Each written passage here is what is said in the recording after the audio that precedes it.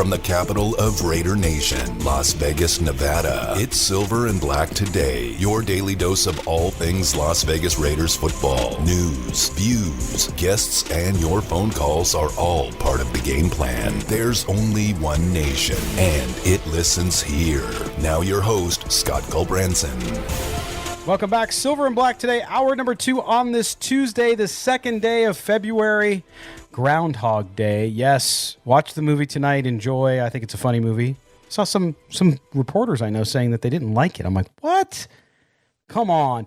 Anyway, Silver and Black Today, always powered by our good friends Sam and Ash, the injury attorneys, 702-820-1234, because you deserve what's best. To get in on the conversation, 702-365-9200 is the Raider Nation Radio listener hotline. That's right. You can do it. I've been having a nice text exchange, too, with Dana down in Boca, and the big listener of the show can't call in because of work, but we certainly appreciate the texts. And you can do that, too, at 69187.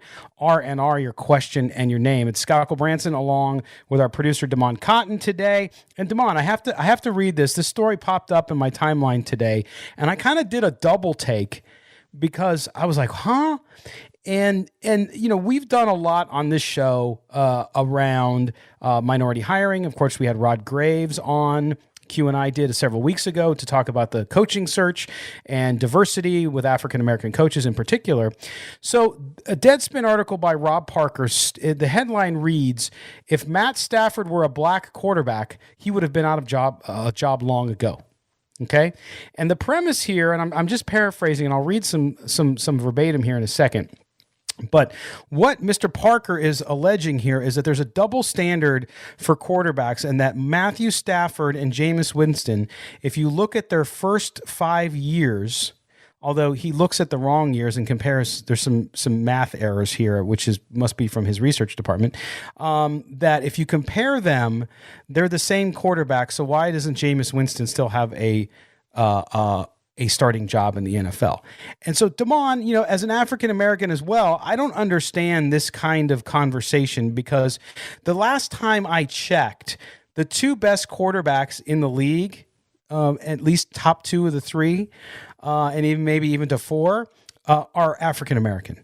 And the position has been remade. There was a time when there wasn't very many African-American quarterbacks, and that was a controversy, right? They didn't get opportunities to play it in college, and then not into the pros either. That has changed significantly. I mean, you look at Lamar Jackson, you look at Patrick Mahomes, you look at Deshaun Watson and others, right? And so when you see something like this, how does this make you feel as an African-American yourself? It's first off, it's coming from Rob Parker, so you got to take that with a grain of salt there. But it just doesn't feel authentic to me, his argument. Now, I do think that Jameis Winston should be a starting quarterback somewhere next season. You know, Rob Parker also put that in his little article there, where, you know, his one pass in the postseason, it's a 56-yard touchdown. Where I do feel like Jameis Winston, you know, and he got the LASIK. We can't overlook that, man. He couldn't see for like those first 5 seasons. You know, all those memes of Jameis squinting, he couldn't see. So I do think that Jameis deserves a second chance. But to say that Jameis needs a second chance doesn't mean to belittle Matt Stafford, because also when Matt Stafford came into the league, I know people might want to say, oh, he's still in the league, but it's a different league. So those same stats that Matthew Stafford was putting up his first couple of seasons in the league, it was still that mid-2000s, early 2000s style of football where only maybe you see Drew Brees, Peyton Manning putting up those 4,000 yards consistently. Right. So I do think it's like Jameis Winston comes into a more pass-happy league. But it just doesn't feel authentic, and the argument just really isn't there for the Matt Stafford case. Now, if he wants to say that, you can look around and average black quarterbacks don't last, starting average black quarterbacks, you know, don't last in the league, you do have to be exceptional. Maybe there is a point there, because, you know, the quarterbacks that we are talking about that are the best quarterbacks in the league, you know, top 5, you know, maybe you can say 3 of them are African American, and that is great. And it's also one of those things where when you see that progress, where you can say, maybe it's okay that Jameis doesn't have a starting job. We can't fight the fight for everybody. Where, you know, it's just like, you know, pounding the drum, how, you know, we're in the coaching ranks where it still does need to pound the drum. You still need that activism of, we need more diversity in the coaching. But at the quarterback position, I think that it's it's as good as it's going to get for right now in the quarterback position for black quarterbacks, and that's just my opinion. But I don't think that it's something like it's a cry for help that Matthew Stafford he wouldn't have a starting job because he's still putting up the numbers. Well, and here's where I think, and to your point about the writer, which I've not read Rob Parker a lot. You obviously, he must have a history of writing a lot about race and sports, I'm assuming. Well, yeah, I mean, even like in ESPN, like on back on the First Take days, where it wasn't so much as drawn out, like it wasn't so much commercialized as it is now. But back when he called RG3, he said he's a cornball, and that led to his suspension from ESPN. So I remember just even hearing that where it's just, oh, RG3 is a cornball, brother. And it's just like, oh, boy. Trying to be like a hot take lightning rod guy, and it just doesn't fit. I guess when it's when you were like up against Stephen A. those early 2010s, and you're like, man, Stephen A's bringing it every day. I also have to try to match him in controversy and just outlandish takes, and it just didn't work. Yeah, and so I feel like it's still the guy that's still trying to like grasp at those straws of, and I'm not saying that Do more black quarterbacks deserve a chance? Yeah, of course. I mean, obviously you could always make that argument because I do think that there is some credence to for a black quarterback to last in the NFL. You have to have that. You need to be outstanding. Like Teddy Bridgewater, Tyrod Taylor. They're always guys that it's like they're good placeholder guys, but nobody's trying to build a team around them. Yeah. Well, I mean, you look at the start of this season, 10 of the 32 starting quarterbacks were African American, right? So I guess it gets just like we were talking about with Rod Graves, what's the right number? Like, is there a number we're shooting for? Or are we just shooting for the best player? And that includes opportunities for black quarterbacks. But I think with this story, Damon, what bothers me about it is there are real issues to deal with. And you mentioned some, especially around the coaching stuff. And I think sometimes these type of articles, which seem to be forced, really make issues out of things that aren't supposed to be there. Now, Jameis Winston in particular, I like Jameis Winston, despite all the interceptions when he was in Tampa. He lost his job to the greatest quarterback to play the game. Like it's not like they booted him and put some scrub in there behind him, and it was, and then you could sit there and say, well, why did you get rid of him? He had all these big numbers. They replaced him with Tom Brady. Right, Jameis Winston's not done yet. To your point, I think he will start in the NFL. I think he'll have an opportunity in New Orleans if Drew Brees steps aside. So it's just weird to see this because I like substantive conversations. I don't care if they're lightning rod comments and things like that. It's all fine to me, but I just think that we lose some of the authentic, serious, really important discussions when people write these things and they use bad math to compare two quarterbacks. And it's like, what do you gain from this? Are we really, is it thought-provoking? It really wasn't thought-provoking after I read it. So I just wanted to get your reaction to that. All right. We're going to go for a quick phone call before we go to a break. It is Rossi from Australia, our good friend. Rossi, what's going on today, my man? I'm good, man. How are you? I'm hanging in there. My mouth isn't working as well as it usually does, but other than that, sometimes you just got to take it as it comes. Hey, look, it happens. Just ever so quickly on Jameis. Only quarterbacks that ever throw over 5,000 yards, 30 touchdowns, 30 interceptions. So performance on the field says that he needed to take that time away and learn from somebody like Peyton. So I don't see anything, especially with Stafford, because Stafford on an extremely bad team has been as good as probably he could have been. I know you guys have been talking about the Raiders player that is untouchable. For me, it's Waller. You don't ever lose an elite player. And he is in that elite category where DC, you can make an argument whether he's top 10, top 15, just top half of a quarterback. I don't know. The other fun conversation is that Tom Brady after this weekend will be the second answer to naming only two quarterbacks that have lost 4 Super Bowls. So Jim Kelly is finally going to get some company, which I think we should be good. I'm actually looking forward to having that non-emotion. I think, as I said to you last week, I'm looking to make money out of this, and hopefully we'll see a fairly competitive game, that's for sure. Yeah, no doubt about it. Yeah, it should be fun. I mean, listen, I'm looking forward to it because it's going to be the last football game we're going to see until August, and even the ones in August are not real ones because they're preseason. But at least we'll get some fun and some times. But enjoy the game, Rossi, and I'm sure we'll talk to you later in the week, my man. Thanks for the call. No worries. Take care, guys. All right, Damon. We're gonna take a break, and then we're gonna get Greg Auman. He's stuck on a press conference for the Super Bowl. We'll get him on as soon as we can. So we'll take a break real quick. We'll come back. We'll try to get Greg on the air at some point. He's working his tail off. I knew it would be tough to get him, especially since his team is in the Super Bowl. But we will do that. You're listening to Silver and Black Today with Damon and Scott today here on Raider Nation Radio. From Stabler to Plunkett and Allen to Jacobs, we've got your Raiders covered on Silver and Black Today. Here's your host, Scott Culbranson.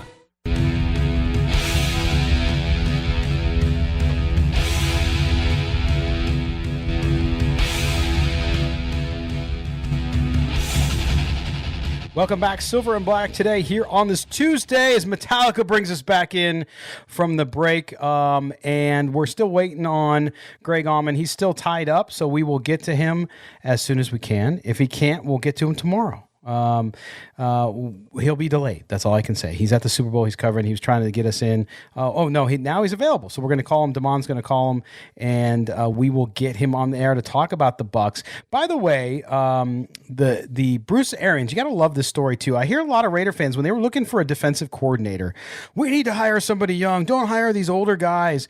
Look, Bruce Arians, 68 years old, finally gets to the Super Bowl, 45 years in coaching, didn't become a head coach until he was 60. Listen, if you can coach, you can coach. I don't care if you're 35 or you're 68. You can coach. And so it's a great story with Bruce Arians and him finally reaching the pinnacle of the sport and being a coach in the Super Bowl. Very cool story. All right, we finally have the very busy, and we're so appreciative that he's made the time to talk with us today, Greg Auman from The Athletic NFL. You can follow him at Greg Auman, Auman, covers the Buccaneers. Greg, how you doing, man? How's the Super Bowl going for you so far? Hey, doing very well. I'm here in the media center. It's wild to think the Super Bowl is 5 days away here, but no, doing well. Yeah, I know. I saw they have the pods set up in there and all that kind of stuff, so it's good that everybody's staying safe and bringing to the rest of us what's happening down in Tampa. So let's dive in on this. I mean, the Buccaneers coming into the game, obviously the underdog, despite Tom Brady and the aura that is Tom Brady. But the Bucs, I look at this game and I say, listen, this team has a great chance to win. It has to play, I think, pretty near perfect football in my view against the Chiefs. But the way that the Buccaneers defense is played, the way the offense has come together. We talked to you twice during the year before, right at the beginning, and then when the Raiders played the Buccaneers, and that was still a little bit work in progress. Talk about the progression of this team over the year and how it's wound up where it has at the Super Bowl. Yeah, when we talked to Bruce Arians even back in like September, he had this kind of understanding or this caveat that, hey, this offense is not going to take hold right away. It's going to take some time. He said it might be November or December before they're really playing the way they want to play. And that seems strange, but, you think about having no preseason, no real off-season. He was right. And I think just in the last, 7 games since their bye week in Week 13, they've really clicked at a different level offensively. They've been an inconsistent team on defense, and I think they've really found themselves there too, both in the pass rush, getting the quarterback, and definitely in getting takeaways and changing games with turnovers, especially in the second half. Yeah, and you look at the offense too, and that relationship, Greg, between Bruce Arians and Tom Brady. Of course, Tom Brady comes out of all those years with Bill Belichick, getting used to that head coach and how things went there. It was no doubt it was going to take some time. Was there a moment in time? Have both those guys said anything this week to when they finally thought to themselves, okay, this is click. We're on the same page here. We finally have this thing rolling. Yeah, I don't know that they've acknowledged a moment. I think they definitely talked a lot about the bye week, and I mean they were 7-5 before that, and they're 7-0 since. So that's an easy turning point type delineation to point to. Even after that, though, I mean in Week 15 they're playing a fairly bad Falcons team, and they're down 17-0 at the half. I mean that would have been a loss that really set them back, put them right on the cusp of even making the playoffs. And down 17-0, they score 31 in the second half and roll. And from that point on, the offense really clicked well. They went I think 11 touchdowns and 15 drives or something like that. Really just took it to another level. That's when Antonio Brown really started getting involved. The run game got more balanced to the offense. No, that's when I would point to when they kind of found another gear and really started moving the ball offensively. Greg Auman from The Athletic NFL joins us. He covers the Buccaneers. He is down at the Super Bowl. And, Greg, you look at the defense. I mean, the last two playoff games, what this defense has been able to do on the road against the Saints and Drew Brees, the Packers and Aaron Rodgers, is that defense the key, really, to winning this game on Sunday? I think so. I mean, I think if you look at the last two games, they get turnovers from teams that don't commit turnovers. You know, they had 3 in the second half against the Saints and Drew Brees.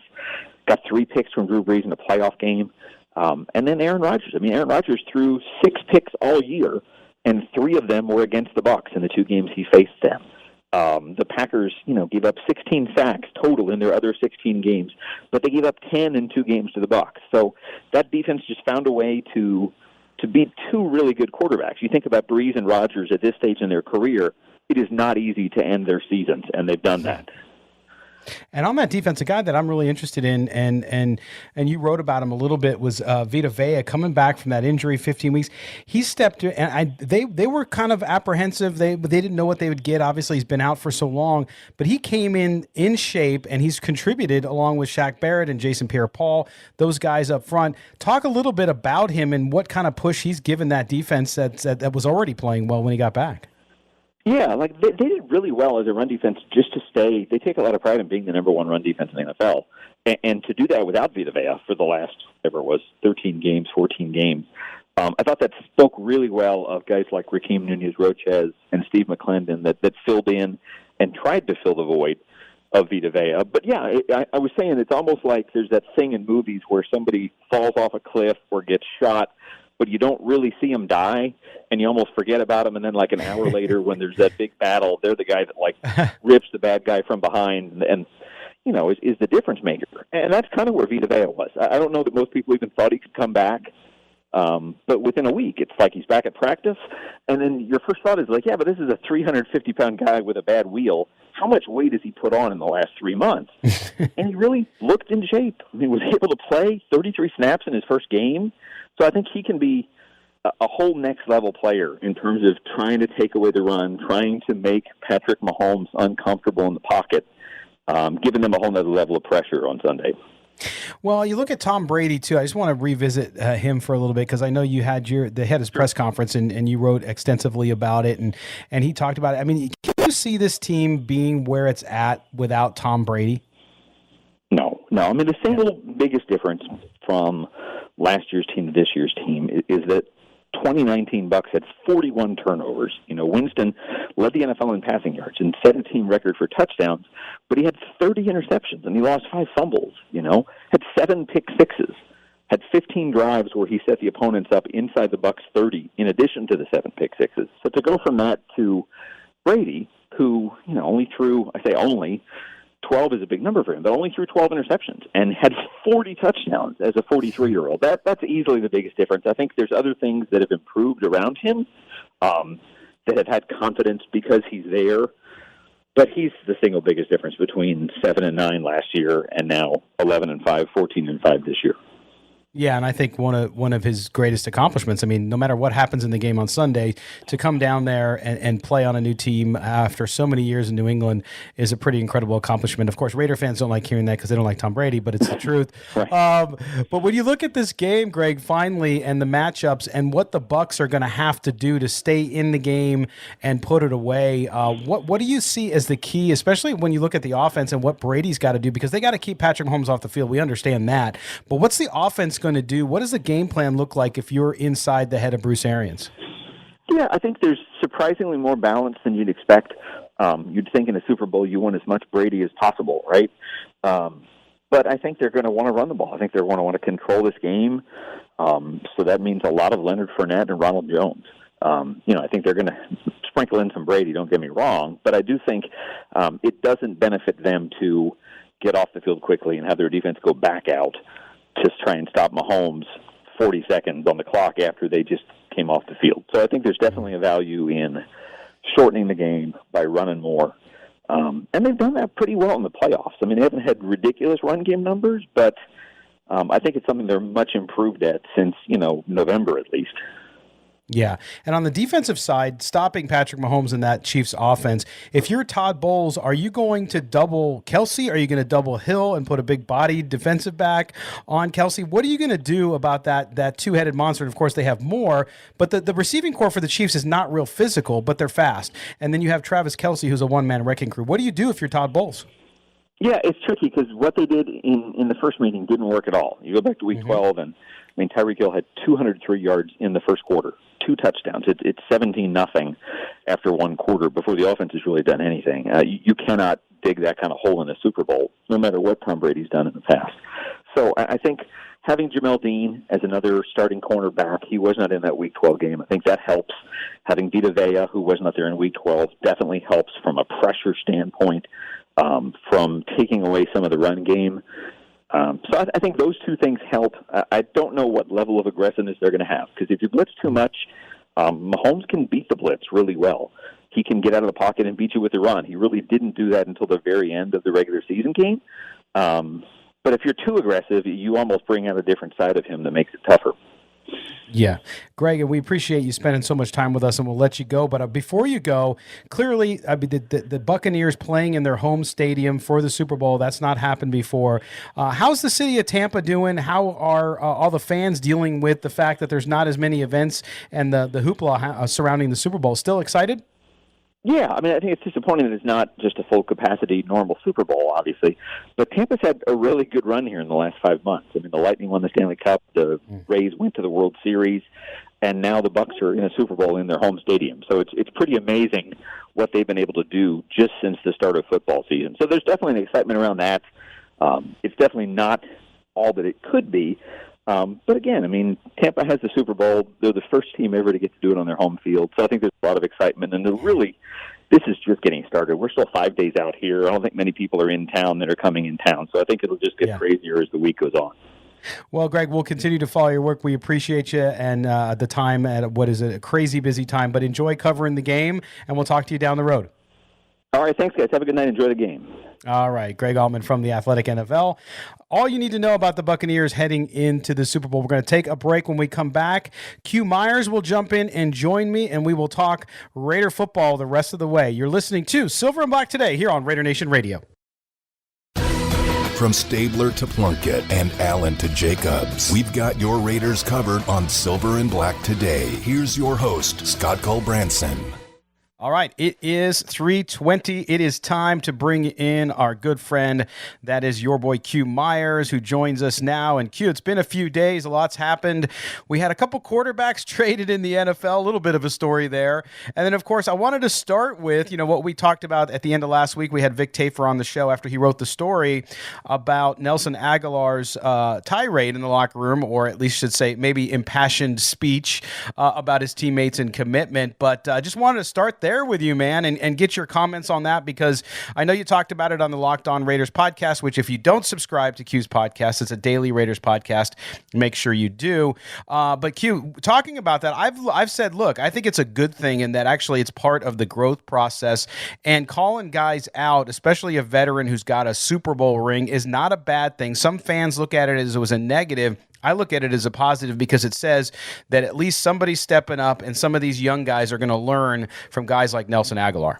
Yeah, exactly. There definitely was nothing negative about it. It was something that needs to happen in every locker room and does happen in every locker room. And you just look out and hope that you see a guy or a couple of guys that have the stones to step up and do that, And I like to reference different events that have happened on the show. And we talked to Nelson Aguilar on this very show, and we could tell that he was a leader at that moment. And he's not really a rah-rah leader because he's a quiet dude. Like, I know that for a fact about Nelly. He's quiet. But when he speaks, it comes from a place of passion it also comes from a place of, hey, I've been there, done that. And that's something that he kind of relayed to both me and you. And what I'll say about that is I didn't take it as, oh my gosh, I can't believe this happened in the locker room, because again, this happens in everyone's every locker room across the league and every sport across sports. I mean, it is what it is. Someone's going to blow up and have that moment. And, the thing about it is I kind of wish that it hadn't taken that long, and maybe, Right. look, maybe it didn't. Maybe, there's been multiple moments from other players, but,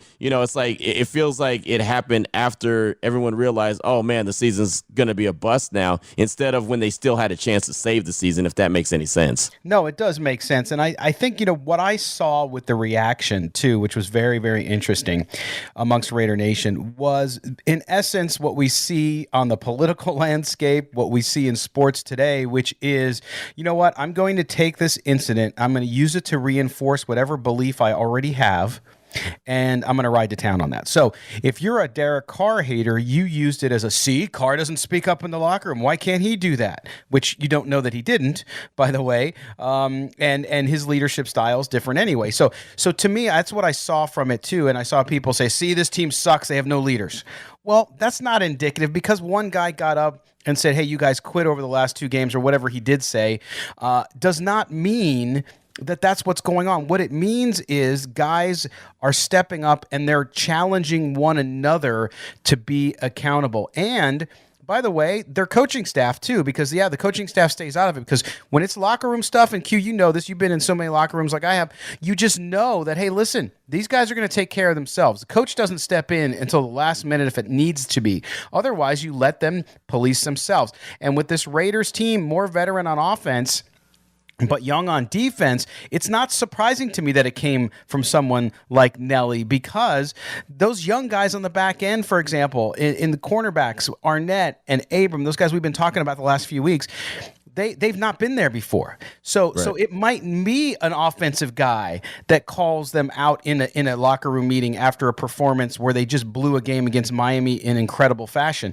There's nothing wrong with that. And those guys need to know that they're going to be held accountable, that, hey, you're in professionals now. You're not in college. You're not playing high school football where you just walk away from it. Oh, well, no, you're getting paid a lot of money to do something very special. And so those guys like Nelson Aguilar are going to remind people of that. And the one reaction I saw from Raider Nation, Q, that I thought was really good, and I think this was the majority of folks, who said, good for him, we need more guys like that.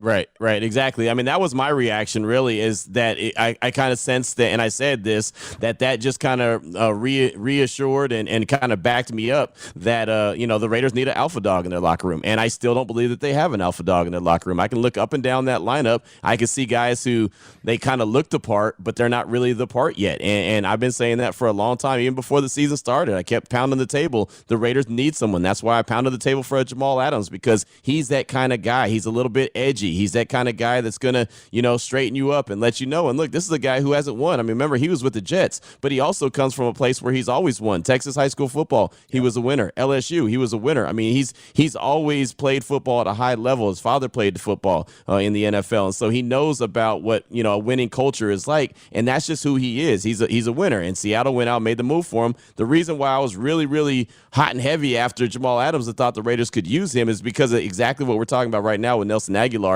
I guarantee you Jamal Adams would have done that, but he probably would have done that weeks ago, because that's just kind of the guy he is. And that's why I believe that the Raiders still to this day need an alpha dog in their locker room. Jason Witten just retired. I think that was part of the reason why he was brought in, is for leadership. Nelly might not be back next year because he's hitting free agency. I mean, there's a lot of questions. Is Derek Carr a leader? Yeah, sure. But I don't think he's that guy. He's not that guy, in my opinion, that just kind of stands up, commands the room, just, holds it down and, can hold everybody accountable, because kind of similar to other guys, he hasn't been there, done that. Hell, he hasn't played in a playoff game yet. Not any fault of his own. He was injured, but still, I mean, reality is he has not played in a playoff game yet. No. And that's the thing, Q, you and I have been given the opportunity to pre-screen the Al Davis versus the NFL documentary, which is coming up here on Thursday on ESPN's 30 for 30. And the one thing, I've talked about this a couple times on the show before, which is, I watched that video, and there's a lot of locker room video that had not been seen before from NFL Films. And over during that period of time, especially those 70s teams, the early 80s, the first 2 Super Bowl teams for the Raiders, is you saw Gene Upshaw, right? basically running that locker room. He was the alpha dog. And that's to your point. You need somebody. It doesn't mean it has to be the quarterback. Right. Derek Carr's personality, the way he leads, does not mean it's not good. It's just different. And so you need that guy who's going to bust some ass if you don't do what you're supposed to. And so you go find that guy. And I really believe they need to find that guy on defense, like you said. And I agree, because they got some of those guys on offense. Obviously, if Aguilar doesn't come back, then they don't. But I think they have some people there. I know, for example, Alec Ingold, you talk to other players, even though he's a young player, he is very much so a vocal leader on the offensive side of the ball. So you got to go find that guy. And it's teams that reach their potential and get to championships and win championships. They have that accountability, and it's amongst themselves. It's not the team finding guys, because I heard a lot about, they let Trent Brown get away with his wristband thing, and look what that cost the team. And I'm like, well, you don't know, first of all, what they charged the dude. They might have fined the dude. You don't know. That's inside. That's not our business. They're not going to publicize that. But still, it's not that at that level. The players have to hold themselves accountable, and that, to me, is the most important thing. And the sign of a mature team is that they do that. And you walk in as a rookie, and you know immediately who that alpha dog is, and you know what the rules are. And if you break the rules, you're going to have to answer to that guy. Exactly. I mean, it's as simple as that. There's a locker room leader, and so there's got to be that dude. And, I kind of think that Josh Jacobs is that guy to a certain extent, but he's kind of quiet as well, except for when he feels the need to step up. So they just need someone to do that. And look, the thing is, when you have a very young team like the Raiders do, then that's what you have. Sometimes you have guys that you're trying to look to find the leadership instead of just having that natural born leader in the locker room, because you have veterans on the team. And it's funny because, Raider Nation's always thinking that, oh, John Gruden always loves the veterans. He wants nothing but veterans in the locker room. Well, there's a reason for that. The reason is because they all police themselves. They all kind of know what they're supposed to do. They've been there, done that. So then he kind of turns over another leaf, and he decides to go with a very young team. And then it's like, what's John Gruden doing in that damn locker room? He ain't got no leaders. Well, you can't have both. You know what I mean? And so he's won with veterans. People killed him for it. He's playing with young guys, and people are killing him with it. So again, it's like, you're damned if you do, you're damned if you don't. Yeah, no, I agree with that, and that's the thing. And to my point, people have taken what happened and they run with it in the direction that they've already gone, and they want to reinforce their opinion. And people, you can find quote unquote truth in whatever you want, but I think that to a player and talking to other journalists who've talked to players and all that stuff, including our colleagues here at Raider Nation Radio, no one looks at it as a negative. Everybody looked at it as a positive, and certainly they understand what they got to address. So that's a good thing. All right, Q. The other thing is, we start looking at the situation with quarterbacks in the NFL. Obviously, we had the big trade with Stafford and Goff, and of course, trade rumors have to surround the Raiders because of the polarization of Derek Carr in the Raider land, in the Raider Nation, of course. But if you look at this situation and trades that fans start talking about, I mean, we've had callers into the show this week, Q, and last week that are like, hey, let's trade this guy, let's trade Derek Carr and go get this guy and get Aaron Rodgers. And I said, okay, well, as a fan dreaming at night of what could be and what you'd like to see happen, that's great. But in reality, that doesn't mean the Raiders don't accept calls for trades, but I just don't see them doing anything that's going to jeopardize their future and what they've started to build by going big on some trade where they're trading away a bunch of draft capital and players. Well, it's funny. I feel like that is true when it comes to Derek Carr. I don't think that he's a guy that they're going to trade. I do believe, and I think that they should be looking and scouring across the league and looking at these different rosters and seeing what they can do. And this is kind of what I'll talk about in the Q-tip as well. But I feel like that if they want to improve this team in a major way, there's some moves and some deals that they can make that could drastically change this team quick, fast, in a hurry. It's up to them to go find them. But I do think that especially this year could be a year where they go out and maybe possibly trade a first-round draft pick to drastically improve the team so they can help get them over the top. But as far as Derek Carr goes, I don't think he's going anywhere. And the only quarterback that I really could see them being like, okay, hey, we're gonna make a move, and we talked about this before, we're gonna make a move and move on from Derek Carr, it would be Aaron Rodgers, in my opinion. But that's just me. I think that John Gruden and Aaron Rodgers would probably get along really, really well and be on the same page with each other pretty quickly, and it helps when you got a guy that's going to be a Hall of Famer. But that's the only guy I can see the Raiders making a move for, and I don't think that that's realistic. Well, and our caller, you remember Eddie from Los Angeles, he always calls in. He called in yesterday, and he's like, why is this talk around Derek Carr every year? It's around trading Derek Carr, and I'm tired of this. And he's right, because we all get there.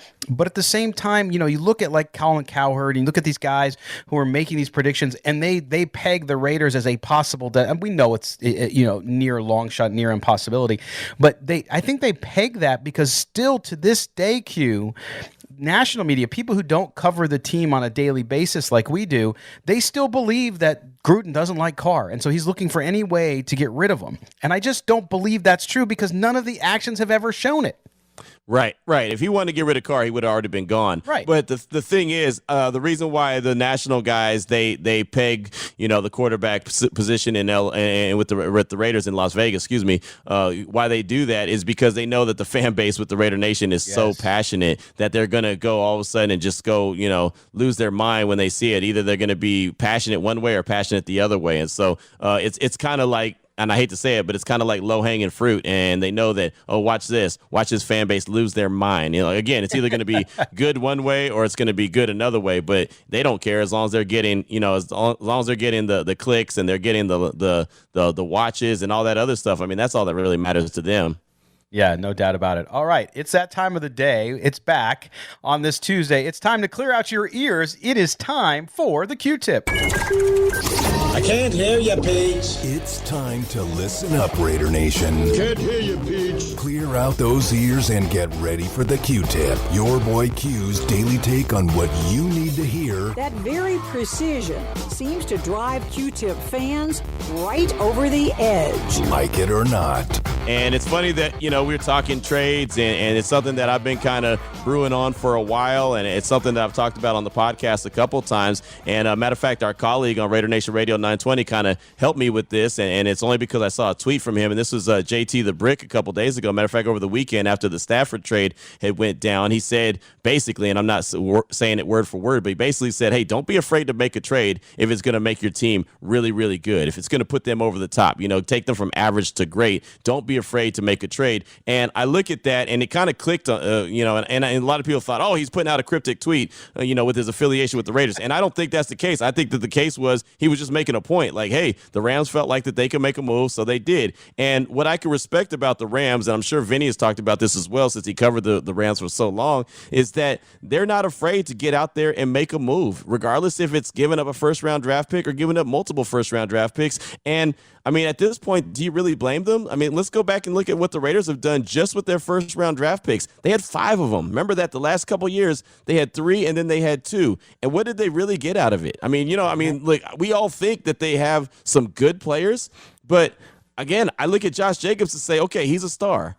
I look at the other 4 and I'm like, it's still to be determined. You know what I mean? Like, out of 5 first-round draft picks that the team had in 2 years, it's to be determined on 4 out of 5. And one guy is a running back, and, he has a problem staying healthy all season long because of the position. Obviously that's one of those that's a tough position to stay healthy, but he's a hell of a running back. So that he's a star in the league. He's gone over 1,000 yards rushing both seasons in the league. So that's great. You're getting your money's worth with Josh Jacobs. But you still have a question mark with the other 4. Not meaning I don't like those guys, because I do, but you just haven't seen the production that you want to see from first-round draft picks. So the Rams look at examples like that and say, well, hell, if we're going to kind of get mediocre picks or get mediocre production out of these picks, why not roll the dice with a Jalen Ramsey, who I know is going to be a lockdown corner? Why not roll the dice and go get a Matt Stafford, who I feel like could help put me over the top? Why not roll the dice and go make insert star player here like Minnesota did with Yannick Ngakoue last year? Why not roll the dice like Seattle did with Jamal Adams and decide to make a move? You know what you're getting with these veterans. In a year like 2020 that we just saw pass with the college football season, and a lot of guys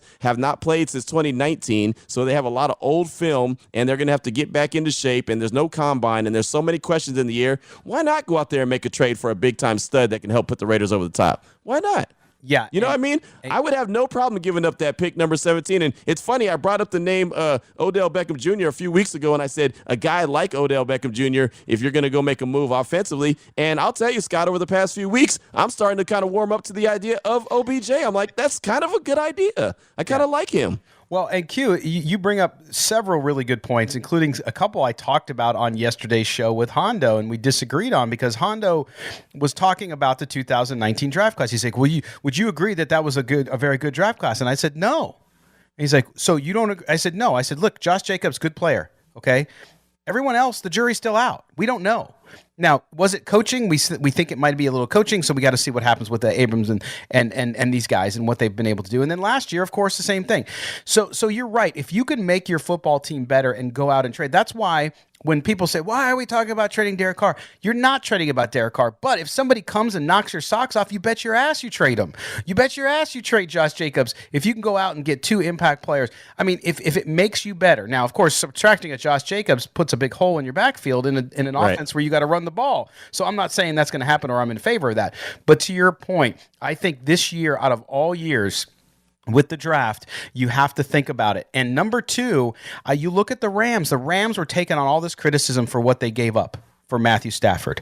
And I look at it from the opposite approach. Look, they get a better quarterback. Okay, they're close. They have that defense. They have a good offense with the weapons that go vertical. Matthew Stafford can throw the ball still and sling it like nobody else.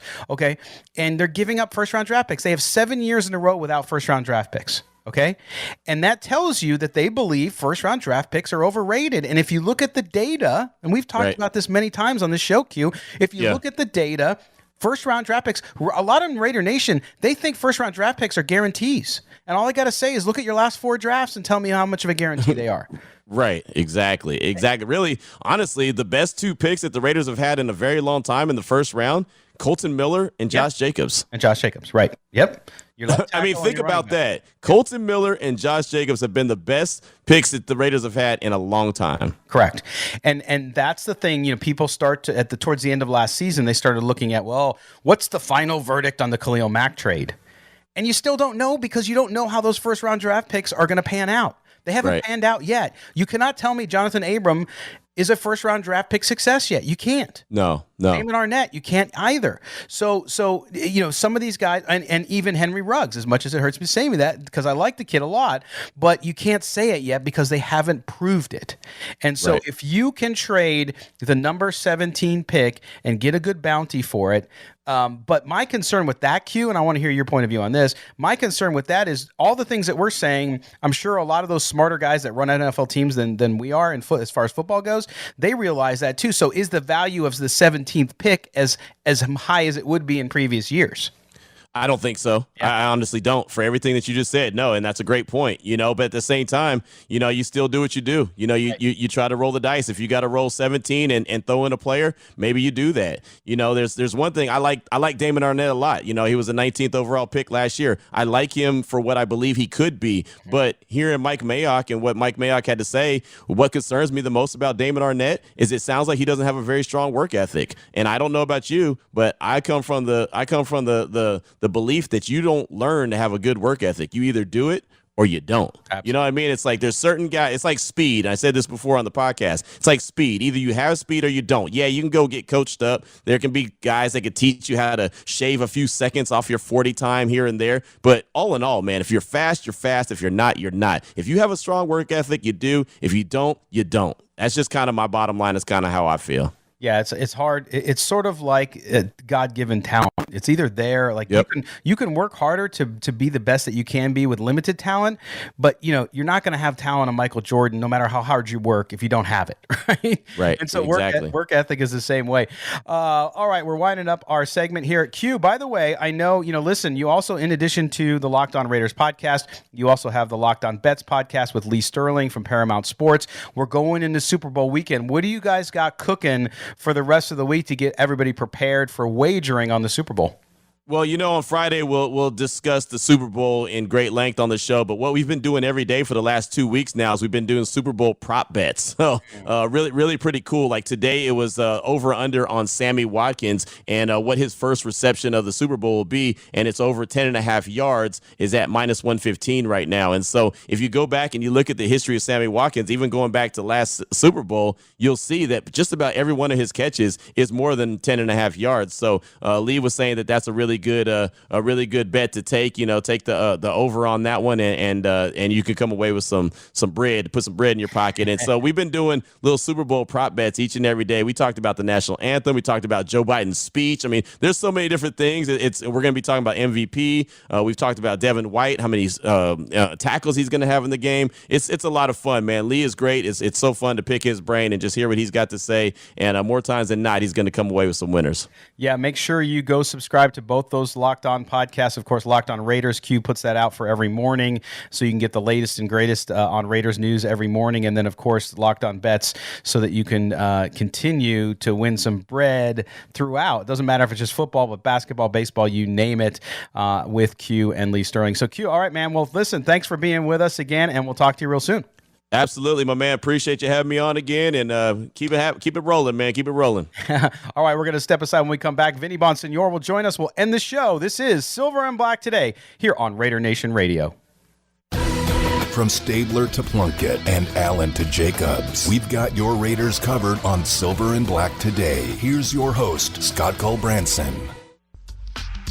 Also, tomorrow's show, Jay Binkley, 610 Sports Kansas City, will go deep on the Chiefs heading to the Super Bowl. And also, Raiders great Super Bowl champion Greg Townsend will join Q and I for a great interview. We'll talk to everybody tomorrow. Thanks to Damon Cotton, producer, engineer, and co-host today. I'm Scott Culbranson. We'll talk to you tomorrow, Raider Nation.